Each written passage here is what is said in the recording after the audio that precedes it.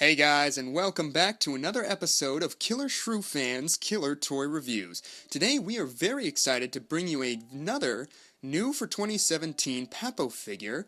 It's this guy, the new version of the Papo Oviraptor. Now, if you're not a stranger to Papo, you may be aware that they have done an Oviraptor in the past, and this isn't technically a new model or anything. It's just a repaint, and as you can see, Papo has continued in the same vein of giving their creations very, very bold colorations.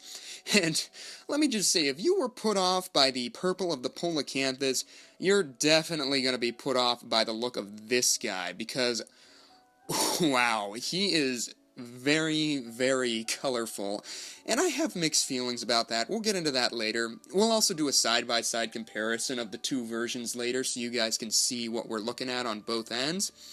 But I'm going to be honest with you guys, I was not even planning on picking this figure up. Honestly, he was just too out there for me. But I went to a dinosaur exhibit near my home recently, and in the gift shop, they had some Papo figures, and I figured, I'll buy one.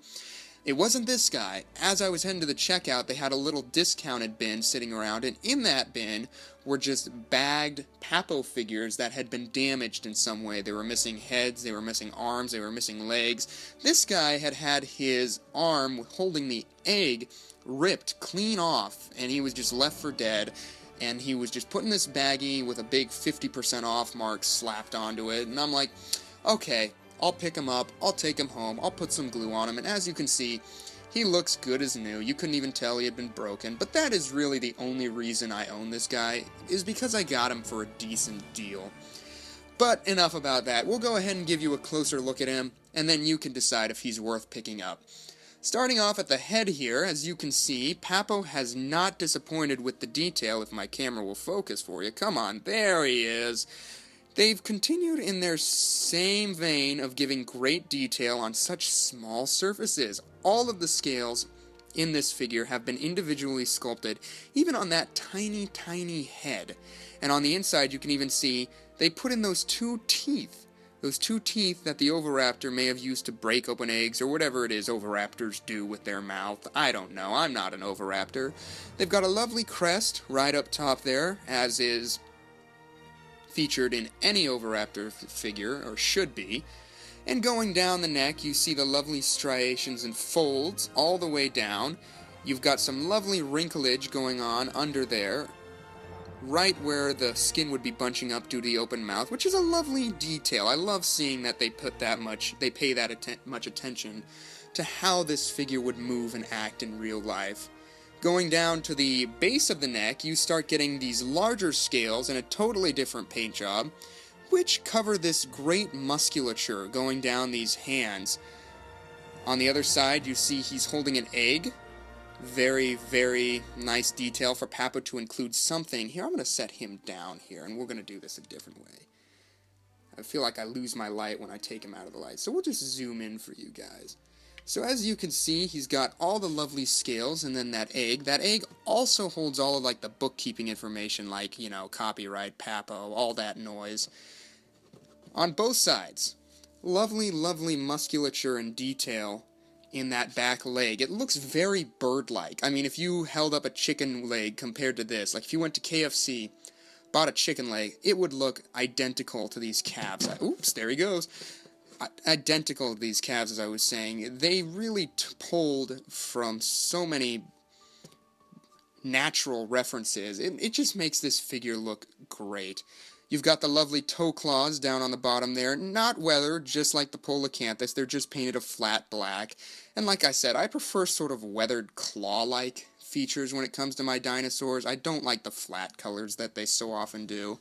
Moving out back, you've got the nice, short, but graceful tail going in a little curve there. And as you can see, the scaling has been continued the entire way down. They do not stop anywhere with their lovely amount of detail. Now, my issue with this figure is the paint job. There's just no two ways about it. I cannot get behind this paint job. I just feel like this head, it looks like a clown threw up all over this Oviraptor, because on the body, I do enjoy the paint job. I like the darker color with these sort of mustardy scales peeking through and giving you a sense of the anatomy in the leg and the ribs and everything like that. I love this color here. And the blue stripe is fine. It reminds me of Blue from Jurassic World. I can't complain about that. But then they took this head and they just stuck it on this otherwise beautiful body. And the two just don't go together at all. It's just so off-putting to me. And that's really the biggest downfall of this figure. One other thing I want to note is this eye. Papo, oh, there, come on, focus, baby. There we go. The eye. Papo usually does such great lifelike sculptures, and they usually augment it with very realistic paint jobs, but this eye just looks like a target, like an orange ring with a black dot, like shoot for the middle, you know? It doesn't look like a functioning eye. It looks like something you might have colored in a coloring book as a kid, and that's a letdown for me. It really is. But, like I said, if you're looking for detail, this figure does not disappoint, as with any Papo figure, really. There's no beating Papo when it comes to detail. One other thing I should note is, just like the older version, this dinosaur does not stand on its own 2 feet.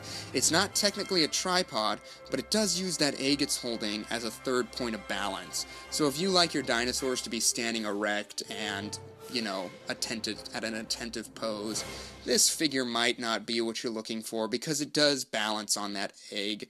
It's a very nice pose, the walking, the sort of turning its head slightly to look behind it, but it does use that egg to balance, and that doesn't bother me. It might bother you. I just thought I should tell you about that. So, just how big is this figure? Well, let's bring in our trusty dusty ruler and find out.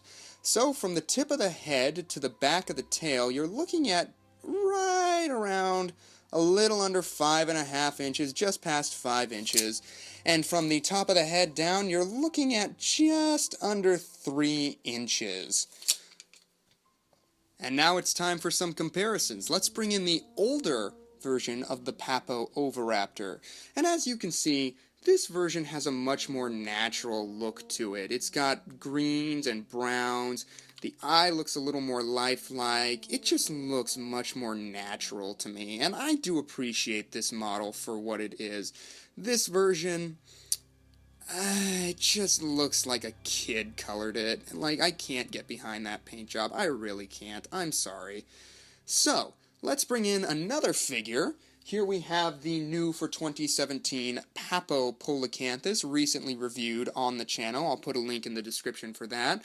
And you can see how these two size up next to each other. And like I was saying, yes, the Polacanthus has a bold coloration, but at least it looks somewhat natural compared to this.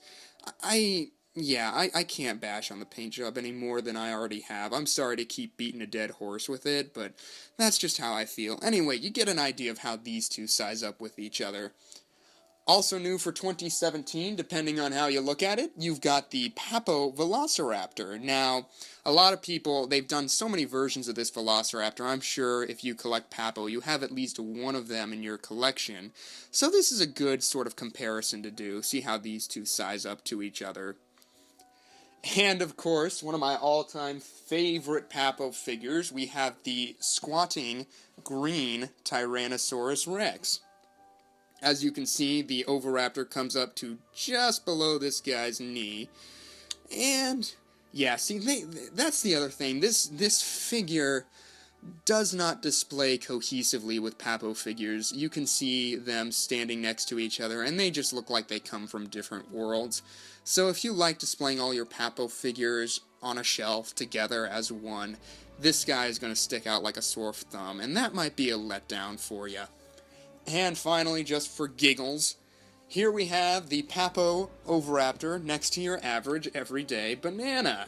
So you can see how these two size up next to each other. If you don't have any Papo figures, just go to your kitchen, take a look at a banana, and you can see, hey, look at that. That's how big I can expect this figure to be. And that concludes our look at the new for 2017 Papo Oviraptor. I want to know what you guys think of this figure. Do you own him? Are you planning on picking him up? If not, why? Is it because of that crazy coloration? Is it because you already have the old one and one is enough for you? Let me know in the comments below. As always, don't forget to leave a like and subscribe, and we will see you in the next review.